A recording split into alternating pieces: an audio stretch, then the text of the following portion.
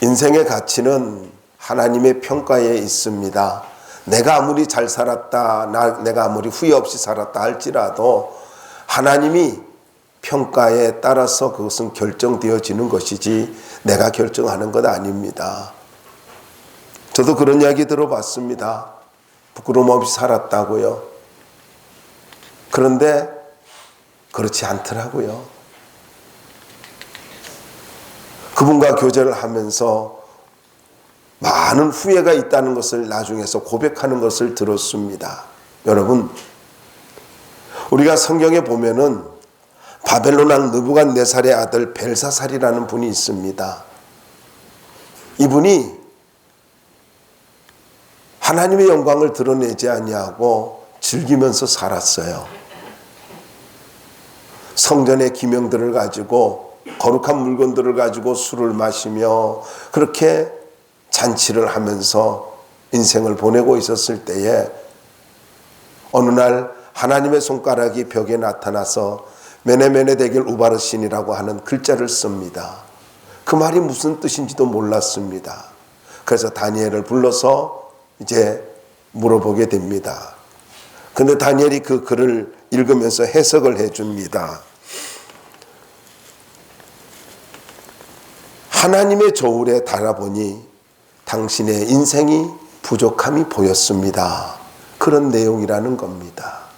여러분, 우리는 어느 날인가 하나님의 저울에 달리게 됩니다. 하나님의 저울에 충족되어져야 돼요. 모자람이 되면은 그러면 무서운 심판이 있습니다. 그리고 그날 밤에 벨사살은 죽게 되어집니다. 여러분, 무엇을 이야기하고 있습니까? 하나님이 축복을 주셨을 때에, 사명을 주셨을 때에 우리는 그 사명에 순종하면서 충성스럽게 살아야 된다는 것입니다. 인생의 가치가 뭘로 결정되는 줄 아세요? 사명입니다. 사명이에요. 돈 많이 벌었다고요? 그래서 어쩌자는 겁니까? 그래, 그게 뭐예요? 아니, 그래, 많이 벌었어요. 그게 무슨 의미가 있어요? 좀 편안한 거? 그거예요? 그러다가 자식이 잘못되어져요. 가정이 무너져요. 무슨 의미가 있냐고요? 여러분, 마태복음 25장 14절을 보시면은요, 달란트 비유가 나옵니다.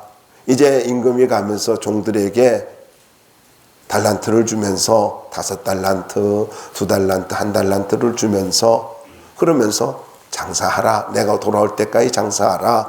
그렇게 이야기를 합니다. 그런데 5달란트 받은 자가요, 거기에 보면은 마태복음 25장 14절에 바로 가서 이렇게 말합니다. 사명을 주고 갔어요. 5달란트든지 2달란트든지 1달란트든지 주는 것은 주인의 마음이었습니다. 근데 주인이 원하는 것은 그 사람들의 그릇이었고, 그리고 더 나아가서 정말로 원하는 목적이 뭐예요? 저들이 얼마나 신실하고 충성한가를 보기를 원했어요. 그런데 5달란트 받은 자가 바로 가서 장사를 했대요.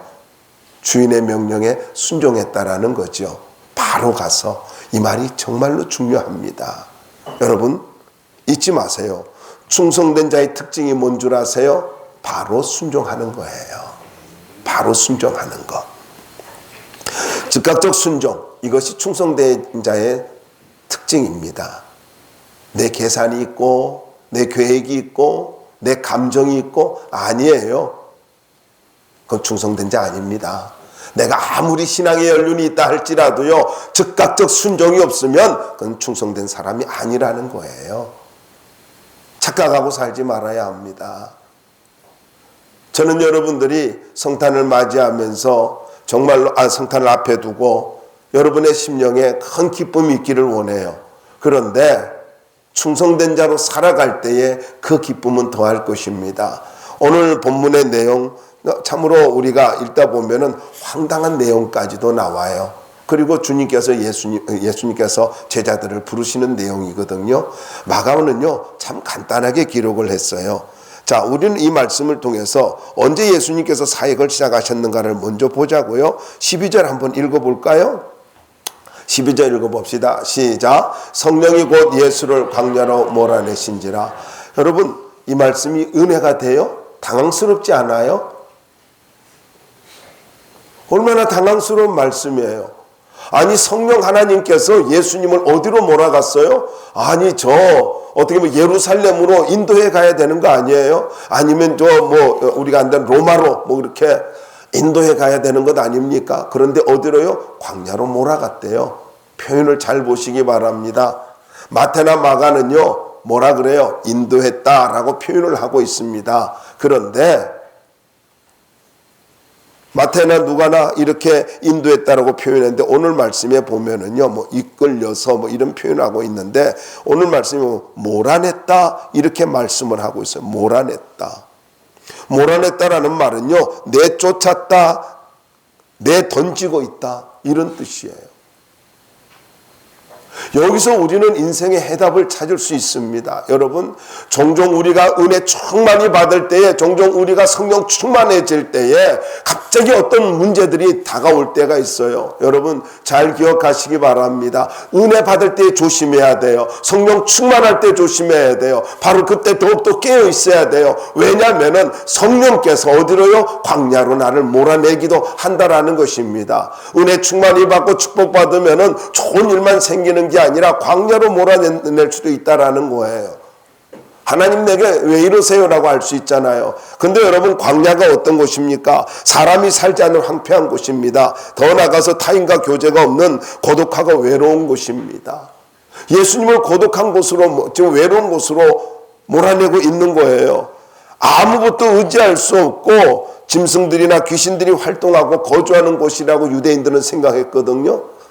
정말로 여기에 보면은요, 의지할 것이 아무것도 없는 그곳으로 몰아내버렸대요. 내던져버렸대요.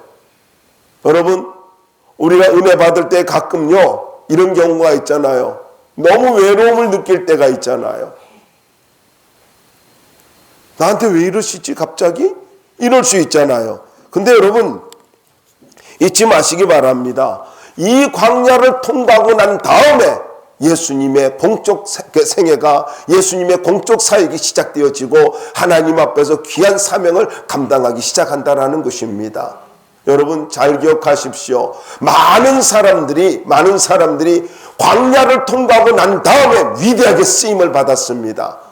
여러분에게 도전을 드립니다. 인생을 살아오면서 또 2023년을 살아오면서 삶이 광야 같을 때가 있었습니까? 예. 충분히 여러분의 그 마음을 위로해드리고 싶습니다. 그러나 잊지 마시기 바랍니다. 광야라고 외로워하지 말기 바랍니다. 광야는요, 주님 붙드는 시간이고, 광야는 말씀 붙드는 시간이고, 광야는 더 나가서 하나님 앞에 사명을 준비하는 시간이라는 걸 잊지 말아야 되는 거예요. 삶이 광야 같아요? 너무나 외로움이 있어요? 힘듦이 있어요? 여러분, 하나님이 나를 쓰시려고 그것을 허락한 시간이라는 것입니다. 13절을 보자고요.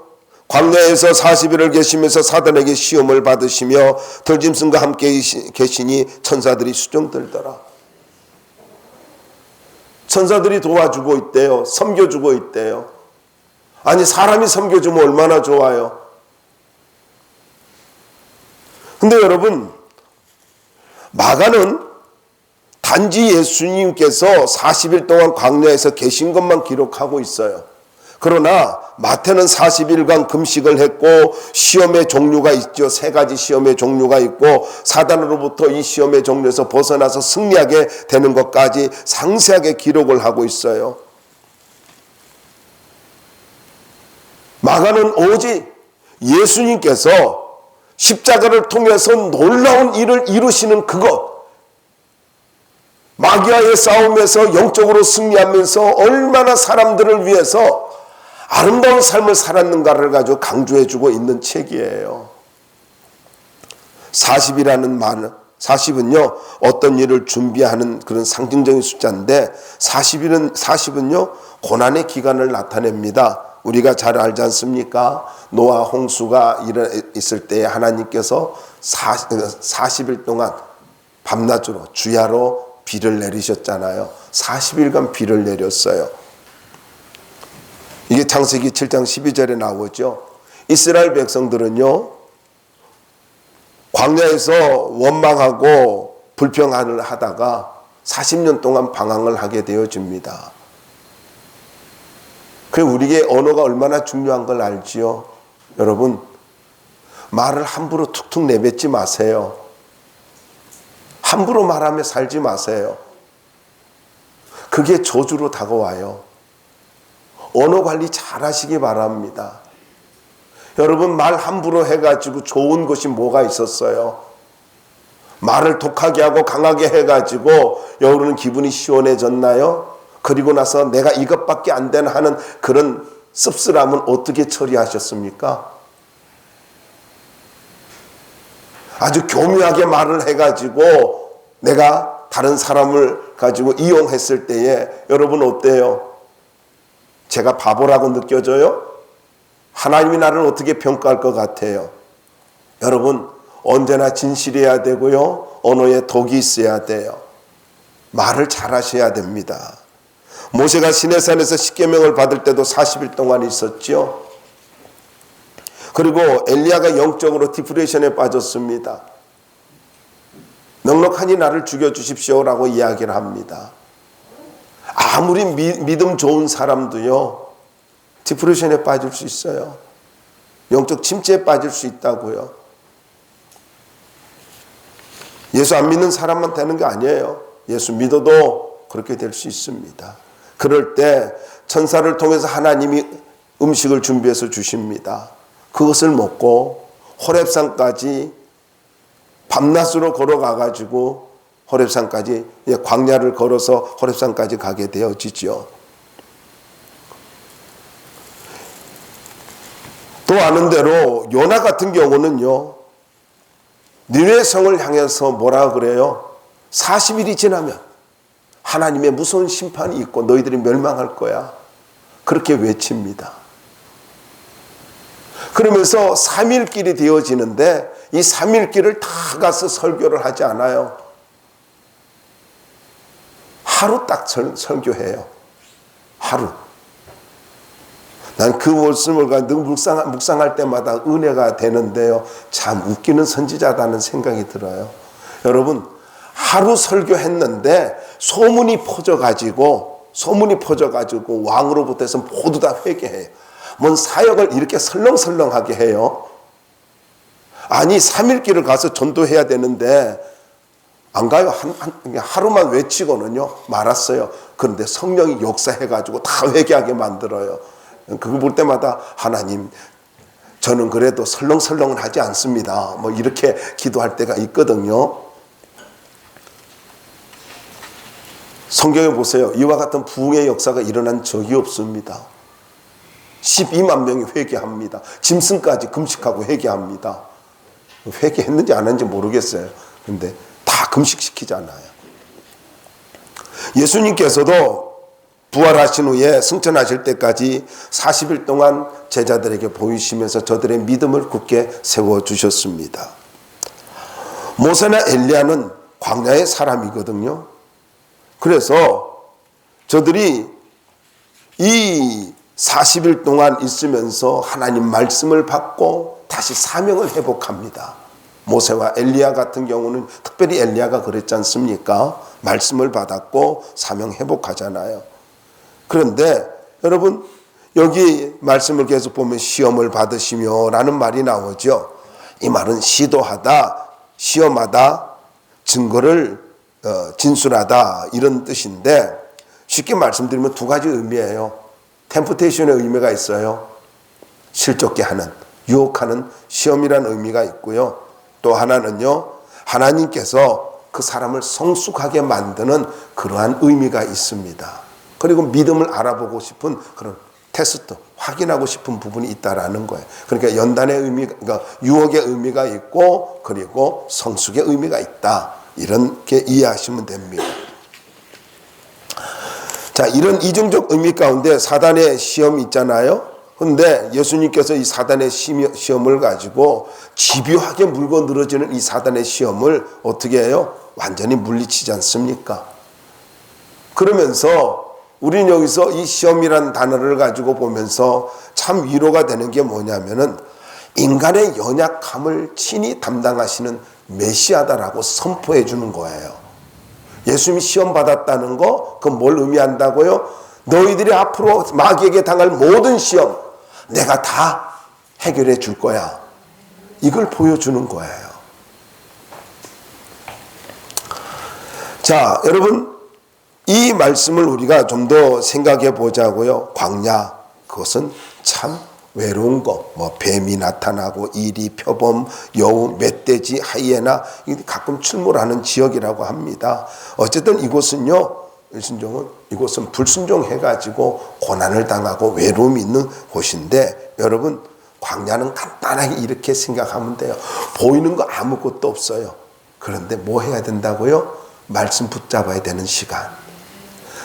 광야가, 내 인생이 광야 같을 때는 해야 될 일이 뭐예요? 내 환경이 광야 같아요? 그럼 뭐 해야 된다고요? 말씀 붙들어야 된다라는 거예요. 그리고 사명을 위해서 준비해야 되는 거예요. 하나님의 축복을 위해서 준비하는 것이 광야입니다. 여러분, 잊지 마세요. 광야는요, 말씀 붙드는 거고요, 사명을 위해서 준비하는 거예요. 그래서 이스라엘 백성들이 광야 통과하고 난 다음에 가나안에 들어갔지 않습니까? 자, 그 다음에 사역을 언제 시작했냐면요, 14절에 보니까 요한이 잡힌 후에 시작을 했대요. 14절 한번 볼까요? 요한이 잡힌 후 예수께서 갈릴리에 오셔서 하나님의 복음을 전파했다라고 나오잖아요. 잡혔다, 넘기다, 양도되었다라는 건데, 사람들이 그 종교 지도자들이요, 세례 요한을 시기해가지고 헤롯의 군병들에게 이걸 가지고 넘겨버린 거예요. 그래서 붙잡혔다라는 겁니다. 그러니까 의로운 요한을 가지고 이렇게 잡아갔다라는 것은 공권력의 남용이잖아요. 그럼 뭘 이야기하고 있어요? 시대가 그만큼 불의했고 악했다라는 거예요. 근데 예수님은 나중에 세례 요한을 뭐라 그래요? 여자가 낳은 자 중에 가장 위대한 자다, 가장 큰 자다, 이렇게 평가를 하잖아요. 근데 세례 요한이 정말로 훌륭한 것은 예수님이 이렇게 평가하고 정말로 위대한 자잖아요. 그럼에도 불구하고 자기의 위대성, 자기의 뛰어남은 한 번도 나타내질 않아요. 그는 뭐라 그래요? 나는 그의 신들매를 풀기도 신발끈을 풀기도 감당치 못한다. 나는 광야에 외치는 자의 소리다면서 오직 주님만 나타내고 그는 역사의 무대에서 사라집니다. 저는 세례 요한을 생각할 때마다 우리가 도전받아야 할 중요한 메시지가 있다고 생각하는 거예요. 그건 뭐예요? 우리의 인생에서 주인은요, 예수님입니다. 예수님이에요. 내가 아니에요. 자꾸 우리 기분 나쁘다 그래요. 자존심 상한다 그래요. 내가 자꾸 나타나려고 하는 거예요. 여러분 잘 기억하십시오. 신앙생활은요, 오직 주님만 나타나는 거예요. 왜 내가 화를 냅니까? 내가 교만하니까 화가 나는 거예요. 교회에서 화를 낸다고요? 자꾸 내가 드러난다고요? 그럼 내가 교만하니까 그런 거예요.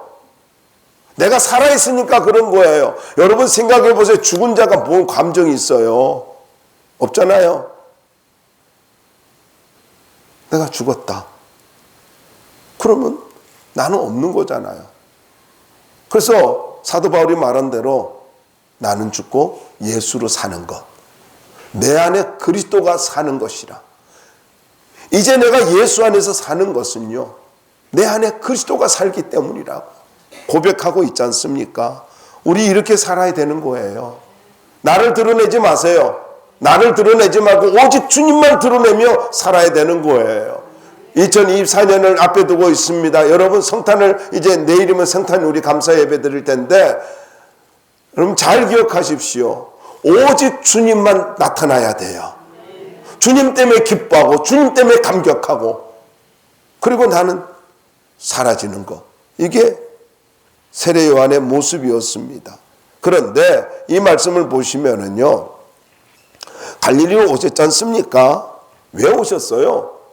유대에 가가지고 말씀 전하면 얼마나 좋겠어요. 그런데 세례 요한도 잡아 죽였는데 결국 죽게 만들었는데 예수님이 나타나면 얼마나 저들이 시기하겠어요. 우리 예수님 생애를 통해서 알잖아요. 그러니까 하나님의 때를 위해서 예수님은 갈릴리로 피하신 거예요. 더 나가서 갈릴리에 또 많은 양들이 있으니까 인도해야 할 양들이 있잖아요. 그래서 오신 겁니다. 여러분, 하나님의 복음이라는 말이 나오잖아요. 14절에 이 말은요, 하나님으로부터의 복음이라는 뜻인데, 이거는 복음의 기원이 하나님께 있음을 가지고 나타내고 있습니다. 그리고 전파했다라는 말은 끊임없이 지속되고 있음을 이야기해요. 그러니까 하나님의 복음은 멈추면 안 돼요. 하나님의 복음은 계속해서 전파되어져야 하는 것이다 라는 것입니다. 언제까지요? 주님 오실 때까지.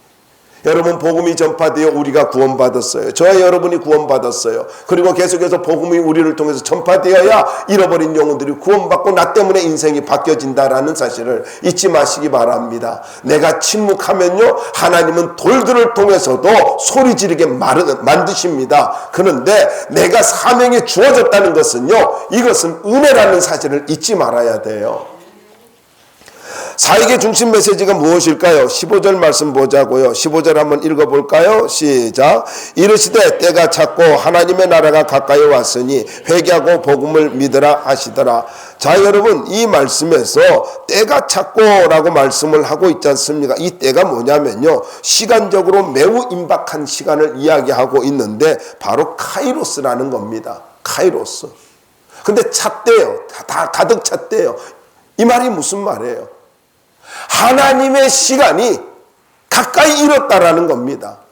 가까이 이르렀대요. 저는 이 말씀을 조금 더, 물론 이 말을 가지고 예수님께서 이제 사역을 시작하시는 거, 하나님의 나라가 임하는 거, 그걸 지금 이야기하고 있습니다만은요, 여기에서 저는 좀 확대해서 말씀을 드리고 싶습니다. 여러분, 저는 2023년도 이 성탄절을 앞에 두고 있으면서 제 마음속에 설교를 준비하면 이런 마음이 들었어요. 그리고 오래전에 기도하면서 저에게 감동 준 것도 있었습니다. 목양실에서 오늘도 기도하면서 말씀을 준비하는데 어떤 것들이 많은 생각을 하게 만들었어요. 그러면서 이 말씀을 다시 묵상하게 되었습니다.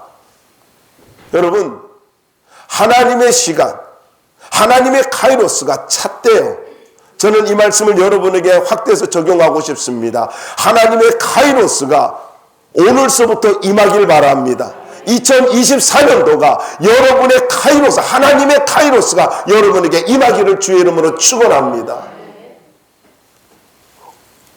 하나님의 시간, 이 너무 중요하지 않습니까? 여기 특별히 보면은요, 가까이 왔으니라는 말이 있잖아요. 가까이 왔으니.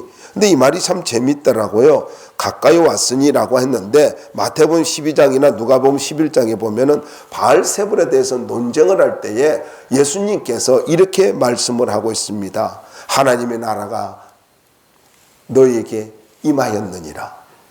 이미 임하였대요. 아니, 지금 공생을 시작했을 때는 뭐라 그래요? 가까이 이르렀대요. 가까웠대요. 가까이 왔는데 예수님께서 마태복음 12장에서는 뭐라고요? 이미 하나님 나라가 임했대요. 그러니까 예수님께서 이미 하나님의 나라가 이 땅에 임했다라고 선언을 해주고 있습니다. 여러분, 무슨 말입니까? 하나님의 통치가 강력하게 역사하고 있다라는 것입니다. 이걸 조금 더 여러분들에게 적용하고 싶습니다. 여러분, 잘 기억하시기 바랍니다. 하나님의 나라가 이미 임하였어요. 여러분의 심령 속에 임하였고, 여러분의 가정에 임하였고, 여러분의 삶의 현장에 이미 임하였습니다. 내가 믿음으로 반응하기만 하면 하나님의 통치가 이루어지는 역사가 순간마다 이루어집니다. 순간마다. 이해가 되십니까? 내가 믿음으로 반응하지 않으니까 하나님의 통치가 이루어지지 않는 거예요. 하나님의 통치는 이미 임하였습니다. 내가 예수님 영접했나요? 그러면은 이미 하나님의 나라는 내게 임하였습니다. 임하였다고. 언제까지 하나님의 통치가 이루어지기를 바랍니다라고 살 거예요? 아니에요. 임하였습니다. 이미 임하였다고요. 선언해주고 있지 않습니까? 여러분, 하나님의 나라는 하나님의 왕권을 가지고 이야기하는 거잖아요. 이거는 주권 개념이죠. 네 가지 있던 개념이 있는데, 하나님 나라에 대한 네 가지 개념이 있는데, 하나는 하나님의 왕권, 주권 개념이 있어요. 그러니까 하나님의 나라가 임한 사람은요, 하나님의 주권을 인정하는 삶을 살게 돼요. 그것이 인생이든지 사명이든지 아니면 물질이든지 뭐든지 하나님의 주권을 인정하게 되어 있다라는 거예요. 두 번째로는 온전한 구원을 가지고 이야기하고 있습니다. 하나님의 나라는. 여러분, 내가 구원받았어요. 예수님을 영접했어요. 그러면은 내 마음속에 뭐가요? 하나님의 구원이 이미 이루어진 것입니다. 온전하게 이루어졌어요. 그런데 이걸 조금 더 확대하면요, 이건 영혼 구원뿐만 아니라 물질에서부터 구원까지도 다 이야기하고 있어요. 그러니까 온전히 물질로부터도 자유로워지는 그런 은혜가 임하게 되었다라는 것입니다. 그러므로 하나님의 나라가 임한 가운데 살아갈 수 있기를 바랍니다. 내가 뭔가를 만들어 가려고 하지 말고요, 하나님의 나라 안에서 살기를 바랍니다. 그러면 하나님께서 내 영혼의 구원뿐만 아니라, 그리고 더 나아가서 모든 상황과 모든 환경과 문제와 물질의 문제까지도 하나님이 온전하게 해결해 주신다라는 것입니다. 다음에 하나님의 나라는 교회의 개념이 있습니다. 여러분, 하나님의 나라와 교회는요, 동일합니다. 거의 동일해요. 그래서 교회는 어떤 곳이 되어야 하느냐면요, 하나님의 통치가 이루어지는 곳이 되어야 합니다. 목사도 하나님의 통치 아래 있어야 되고, 성도들도 하나님의 통치 아래 있어야 돼요. 하나님의 나라가 임한 교회가 그곳에 하나님의 영광이 임재하게 되어지고, 하늘이 열리는 역사가 일어나게 되어지는 거예요. 잊지 마세요. 하늘이 열릴 때에 내 인생도 열리는 것입니다. 네 번째로, 구속받은 우주를 가지고, 우주라고 하는 개념이 있어요. 그러니까 새하늘과 새 땅의 개념도요, 바로 이 안에 들어가는 거예요. 마지막 종말에 예수님이 오셔서 이 모든 구속을 완성하실 때, 그때 온전한 하나님의 나라가, 킹덤 오브 갓이 이루어지는 거예요. 다음에 15절을 계속해서 보면은요, 회개와 믿음이 나오지 않습니까? 메시지가 뭐예요? 하나님의 나라고, 그 다음에 회개와 믿음입니다. 회개가 뭐냐? 후회한다라는 그 말과 히브리어와 이게 동의어인데, 이 말은요, 더 나아가서 그 슈브라고 하는, 돌이킨다라고 하는 말로도 사용되어집니다. 그러니까 과거에 저지른 모든 잘못된 일에 대해서 슬퍼할 뿐만 아니라, 나는 그런 죄인이야, 나 부족한 사람이야. 그런데 하나님께서 나를 구원해 주셨어, 나를 용서해 주셨어, 하나님 나 쓰실 거야 하는 이런 미래를 바라보는 것, 이것이 바로 회개의 개념이에요.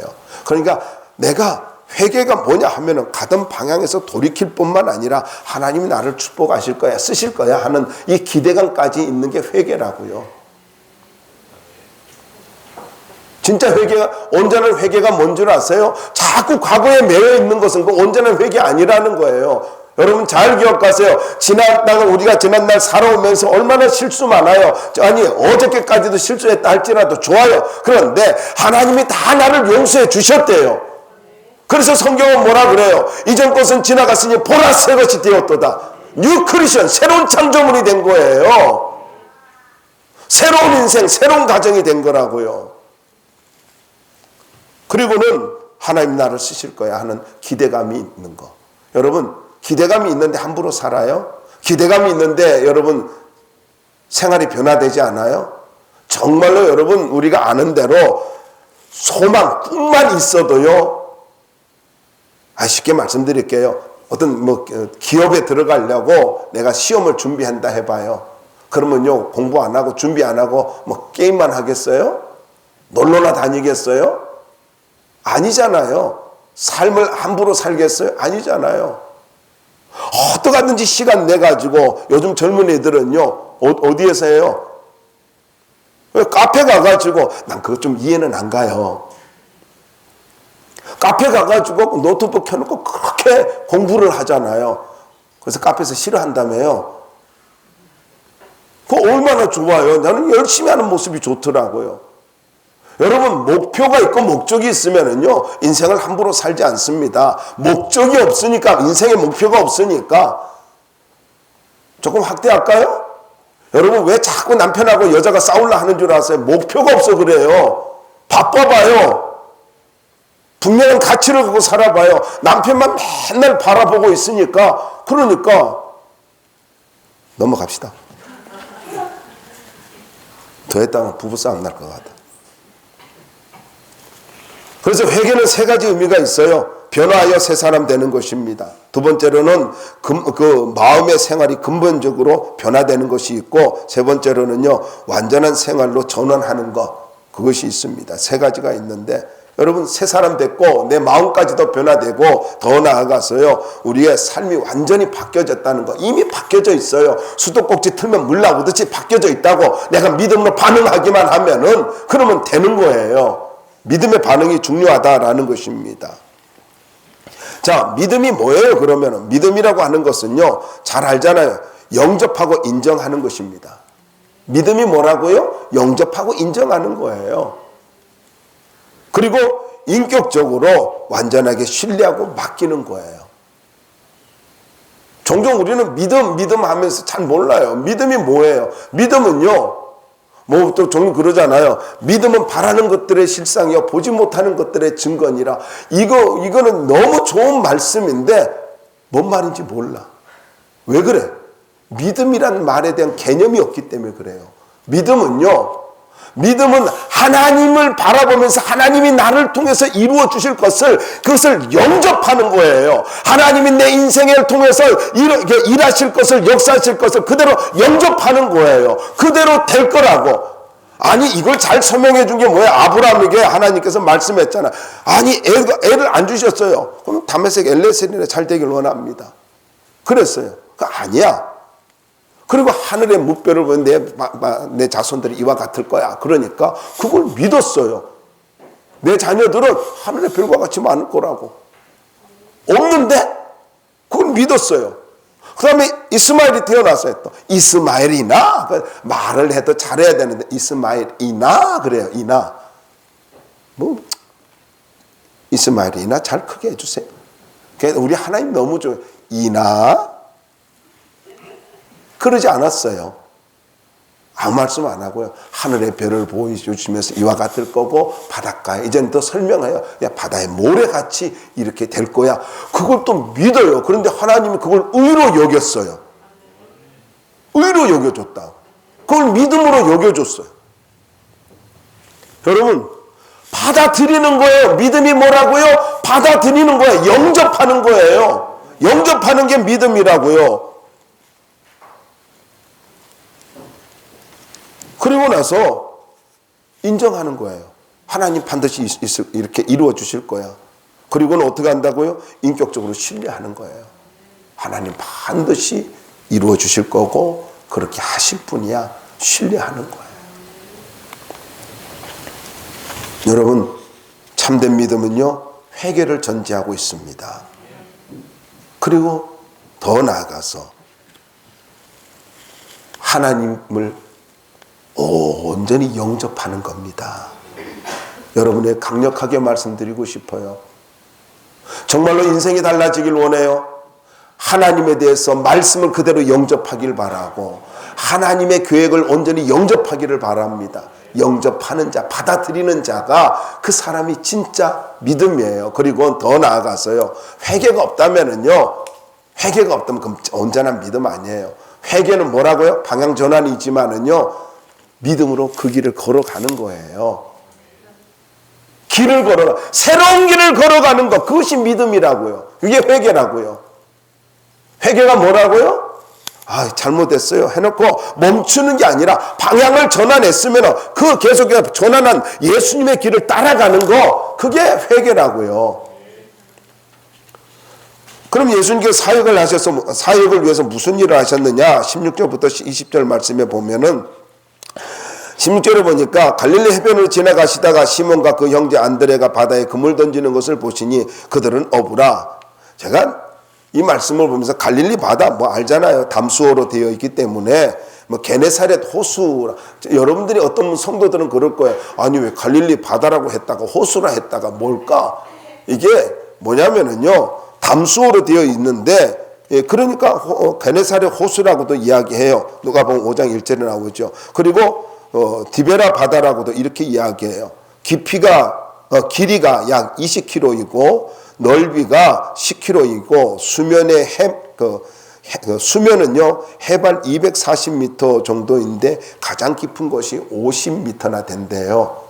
50m나 되는데 그곳에 한 200여 종의 물고기가 사는데 어마어마하게 많이 서식하고 있었답니다. 그래서 이곳에서 이렇게 어업이 번창하게 되었는데, 가다가 예수님이 시몬과 안드레를 부르잖아요. 안드레는 원래 세례 요한의 제자였죠. 근데 예수님께서 세례 요한이 야, 저분이 메시아야, 만왕의 왕이야 하고 이야기, 하나님의 아들이 하니까 예수님께 가가지고 이제 하룻밤을 자잖아요. 거기서 같이 있으면서 이런 질문도 하고 그랬다가 이제 예수님이 부르시니까 예수님을 따라가요. 근데 이 안드레가 누구라고요? 베드로의 동생이잖아요. 자, 그런데 여기 시몬, 우리는 시몬 하잖아요. 시몬이 무슨 뜻이냐면은요, 여러분이 이거를 가지고 좀 생각했으면 좋겠습니다. 시므온은요, 창세기에 보면은 야곱의 아들 중에서 히브리식 이름이에요. 시므온이라는, 알잖아요. 시므온과 레이가 할 때 둘째 아들의 이름이 시므온인데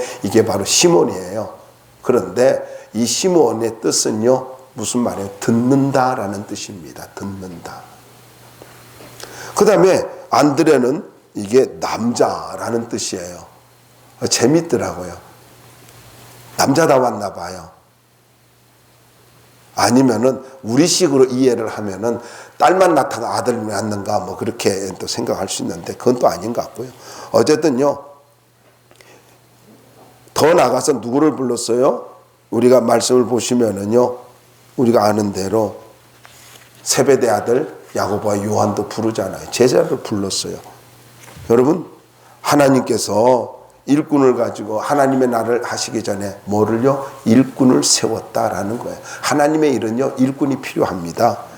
더 나가서 계속해서 보시면은요, 책임감 있고 충실한 사람을 불렀는데 그물을 던지는 것을 보셨대요. 근데 이게 예인망이 아니라 투망입니다. 손그물을 이야기하고 있어요.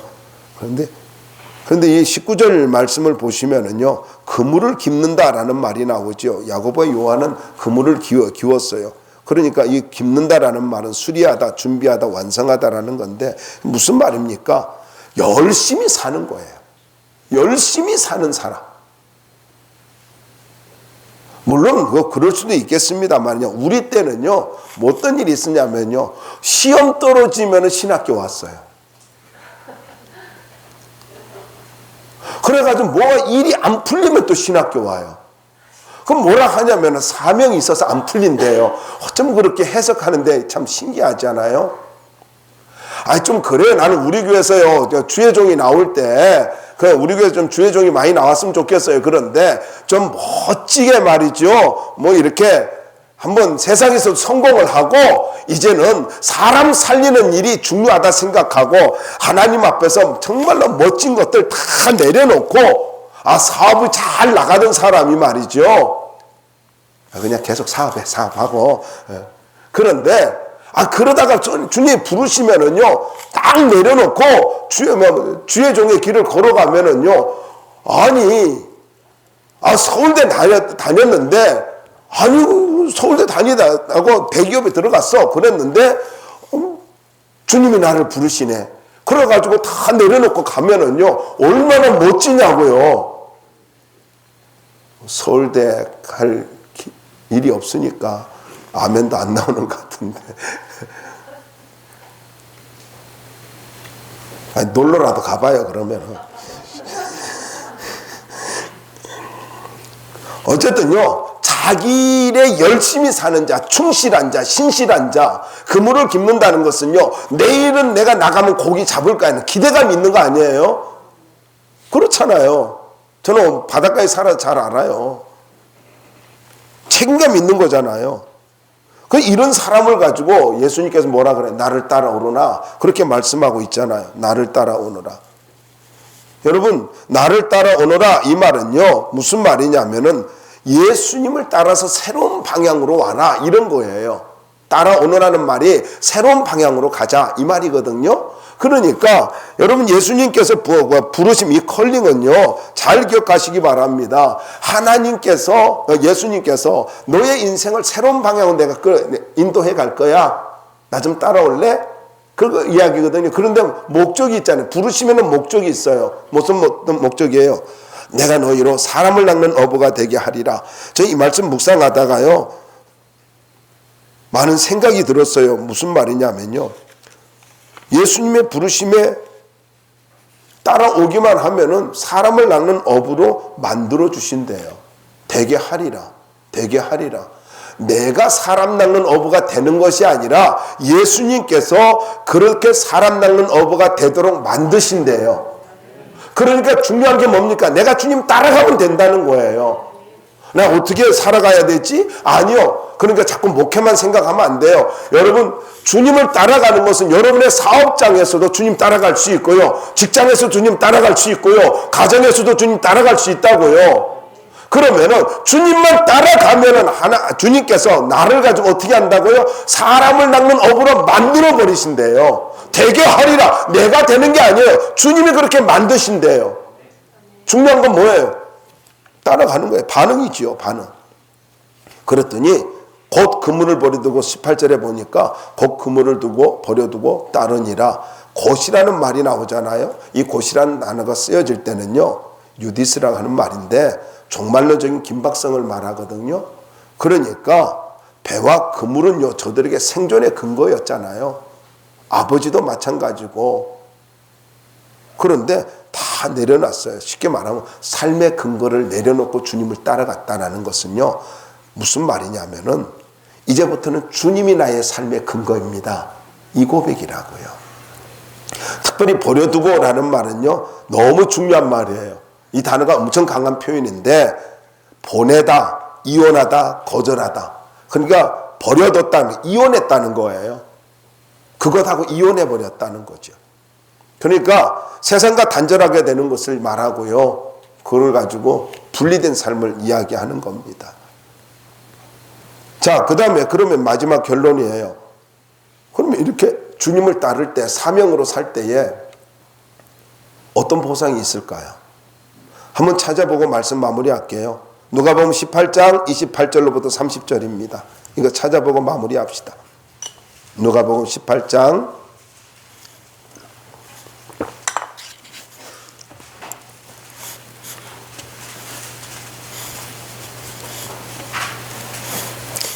28절로부터 30절 함께 읽어봅시다.